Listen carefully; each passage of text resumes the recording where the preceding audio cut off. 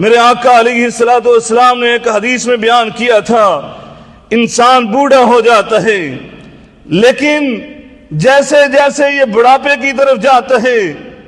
اس کی دو خواہشیں جوان ہوتی جاتی ہیں۔ یہ زندگی میں بڑھاپے کی طرف قدم بڑھا رہا ہے، لیکن خواہشات میں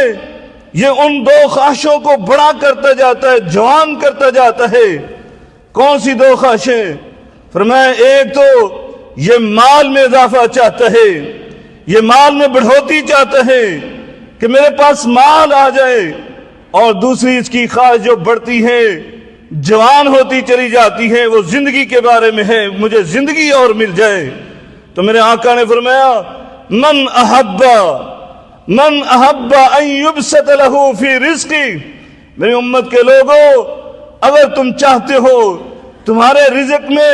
اضافہ کر دیا جائے، کشادگی پیدا کر دی جائے، اور اس میں خوشحالی اور فراوانی آ جائے، سنو پھر اس کا نسخہ کیمیا، وَيُنْسَى لَهُ فِي أَثَرٍ، اور وہ چاہتا ہے اس کی زندگی بڑھ جائے، فَلْيَصِلْ رَحِمَهُ، تو یہ ہے نسخہ کیمیا کہ اس کو چاہیے اپنی رشتہ داری کو جوڑ لے، اپنے رشتہ ناتوں کا پاس کر لے،